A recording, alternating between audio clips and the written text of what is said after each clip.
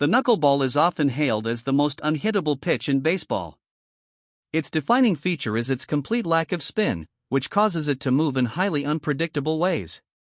As a result, hitters frequently find themselves dodging pitches right down the middle and swinging at balls that end up hitting them. Despite its seemingly simple nature, the knuckleball is incredibly challenging for batters. It can be thrown repeatedly, and even though hitters know it's coming and the pitch is moving slowly, they still struggle to make contact. Historically, only about 70 pitchers have specialized in the knuckleball throughout MLB's extensive history. Remarkably, around 12.5% of these knuckleballers have achieved Hall of Fame status. One notable knuckleballer, Chelsea Baker, demonstrated the pitch's potential by remaining undefeated for 4 consecutive years, throwing 2 perfect games, and even facing the Tampa Bay Rays as a 17-year-old. Despite the Rays' prowess, they were unable to hit her knuckleball effectively. The knuckleball is unique in that it doesn't require the pitcher to rely on arm or lower body strength, nor does it necessitate extensive pitching experience. Former LSU quarterback Josh Booty, for example, picked up the knuckleball for a reality TV show after not pitching for 17 years. He managed to master it within a few months, earning a minor league contract in the process. The pitch is so elusive that catchers often struggle to handle it, umpires find it difficult to make accurate calls, and even the best hitters look foolish trying to connect with it. Despite its effectiveness, the knuckleball has faced a decline. Between 2020 and 2023, only 3 knuckleballers appeared in the majors, pitching a combined total of just 15 innings with an ERA over 13. One of these pitchers ended up in Mexico, another retired, and the third faced legal troubles. At one point, MLB even saw 4 knuckleballers on a single team. However, by 2023, the pitch had nearly disappeared from the league. That changed with Matt Waldron's resurgence of the knuckleball. Waldron has reinvigorated the pitch, introducing a new variation that has left many batters and fans in awe. One player who faced Waldron noted that it was the best pitch he had ever seen, and he could only tip his cap to the skill involved. Waldron's success has sparked renewed interest in the knuckleball. New knuckleballers are emerging in the minor leagues, including Corey Lewis, a 9th-round draft pick who initially used the knuckleball as a fun variation in college. After being drafted, Lewis realized the pitch's potential and began to use it more frequently, becoming one of the Twins' top prospects and moving closer to the MLB. Both Waldron and Lewis are employing the knuckleball in innovative ways that have not been seen before in MLB. With their contributions, the knuckleball may make a significant comeback. In the near future, the league could see a resurgence of knuckleball pitchers, potentially reviving a pitch that had nearly vanished from the game. The knuckleball, while often considered one of the most enigmatic pitches in baseball, is also associated with some of the sport's most unlikely success stories.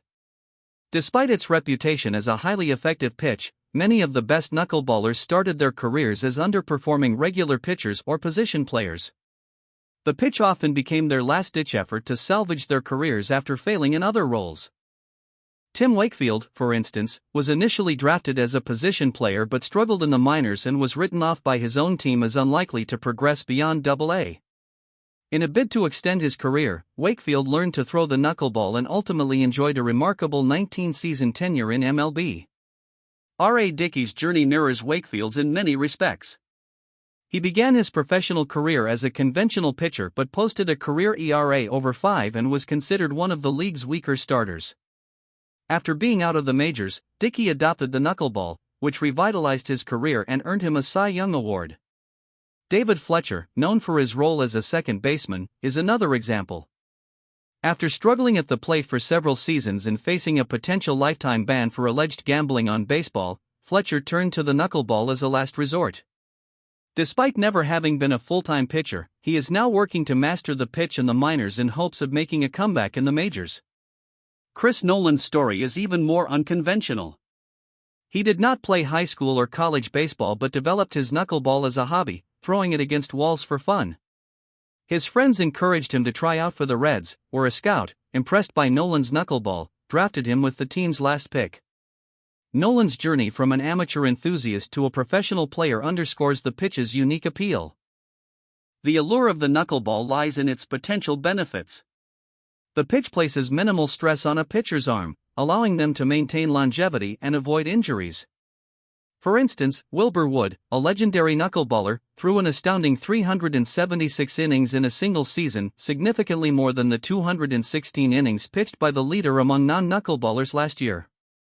Wood also completed 4 games in the first month of the season, a feat that surpasses the total number of complete games in a season by any other pitcher in 1972. Bill Lee, another prominent knuckleballer, pitched for 25 seasons, demonstrating the pitch's capacity for longevity. In 1987, Lee pitched 210 innings at the age of 47, a number that would rank as the second most innings pitched by any player in 2023.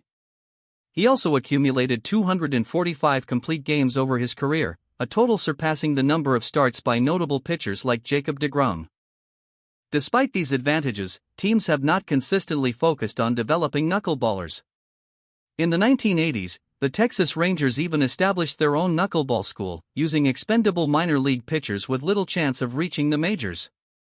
Despite these efforts, the program did not yield long-term success. The knuckleball remains a rare gem in baseball, with its unpredictable nature and potential for longevity making it a fascinating but elusive pursuit. While the pitch offers unique benefits, it has not yet become a staple of major league pitching strategies, leaving its future uncertain even as it continues to intrigue players and fans alike. In an effort to revive the knuckleball, a unique pitching style, a bold experiment was undertaken in the 1980s. The Texas Rangers made a deal with their pitchers. If they focused solely on throwing knuckleballs for an entire season, they would be guaranteed a job the following year, regardless of their performance. The hope was that by training a group of mediocre pitchers in the knuckleball, at least one would emerge as a major leaguer. However, this ambitious plan failed as none of the pitchers succeeded in making it to the big leagues. Despite the knuckleball's potential, learning it proved to be nearly impossible, even for those with the physical capability. Not only did the experiment fall short, but it also highlighted the challenge of mastering the knuckleball.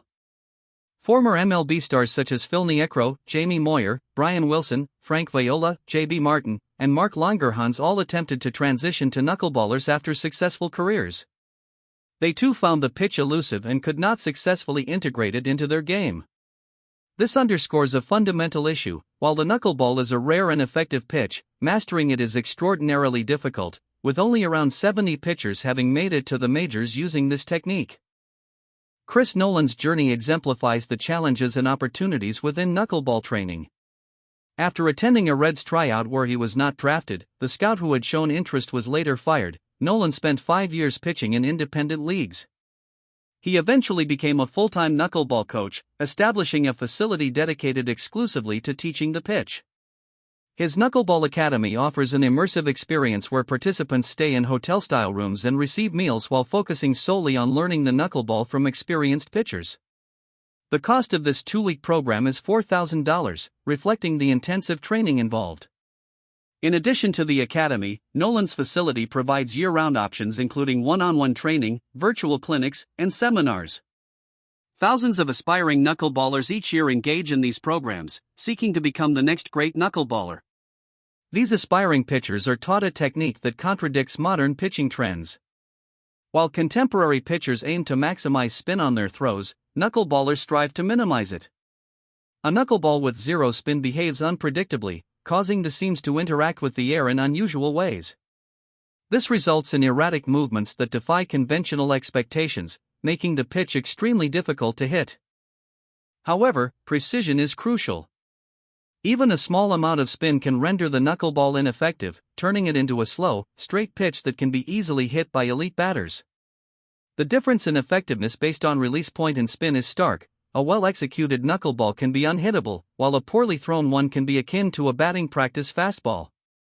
For instance, Stephen Wright, who was an All-Star in 2016 with a stellar ERA, saw his performance plummet the following year when his ERA skyrocketed over 8. Similarly, R.A. Dickey, who won the Cy Young Award, experienced fluctuations in his career performance based on his knuckleball's effectiveness. The knuckleball's appeal lies in its unique properties and potential for longevity, but its mastery remains rare. The pursuit of the knuckleball continues to attract those willing to challenge conventional pitching wisdom, but achieving success with it is a formidable task. Tim Wakefield's journey in Major League Baseball is a compelling story of highs and lows, epitomizing the volatility of the knuckleball. In his rookie season, Wakefield impressed by finishing third in the Rookie of the Year voting with a 2.14 ERA. However, his second year was a dramatic reversal. He posted an ERA over 5 and struggled so much that he was demoted before July. His promising debut seemed like a fluke. Yet, Wakefield's resilience shone through. The following season, he made a remarkable comeback, establishing himself as one of the league's top pitchers and finishing third in Cy Young voting. Despite this success, the inconsistency remained a hallmark of his career. The very next year, he again posted an ERA over 5, highlighting the unpredictable nature of the knuckleball. R.A. Dickey and Tim Wakefield are celebrated as two of the greatest knuckleballers in history, but their careers also reveal the pitch's extreme volatility. Both Dickey and Wakefield share a peculiar record. They each allowed 6 home runs in a single game, demonstrating the pitch's potential downside. When the knuckleball is off, it can be disastrous, and even when it's on, it poses unique challenges. In 2016, Stephen Wright faced a notable challenge in his major league debut. Catcher Ryan Laverenway set a record for missing 4 passed balls in one inning while catching Wright. Despite only allowing 1 hit, Wright's debut was cut short because his knuckleball proved too difficult for Laverenway to handle. The difficulty of catching a knuckleball is a recurring issue. In the 1940s, Dutch Leonard had to leave the Dodgers because their catchers refused to handle his knuckleball. Forced to throw conventional pitches, Leonard struggled and was eventually let go. He continued his career in Washington, where he pitched for 15 more seasons as a knuckleballer. Tim Wakefield's own experience underscores the challenges of the knuckleball. He was famously supported by his personal catcher, Doug Mirabelli. Though Mirabelli was a backup catcher, he was the only player who could consistently handle Wakefield's knuckleball, which led to him becoming the starter whenever Wakefield pitched. This arrangement was so crucial that Mirabelli's presence became a significant factor in Wakefield's MLB career. The Red Sox, however, believed that relying on Mirabelli was inefficient. They traded him, thinking they could train another catcher to handle Wakefield's knuckleball. The new catcher struggled severely, missing 10 passed balls in just 7 games, rendering Wakefield effectively unusable. This led to a crisis when Wakefield was scheduled to pitch against the Yankees on ESPN's Monday Night Baseball, a high-profile game featuring Johnny Damon's return to Fenway Park amid the intense Red Sox-Yankees rivalry. In a desperate bid to rectify the situation, the Red Sox orchestrated a dramatic rescue.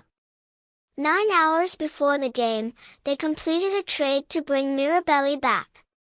The transaction, which their general manager later described as the worst trade he's ever been involved with, was expedited with a private jet and a cleared airspace route to ensure Mirabelli arrived in time.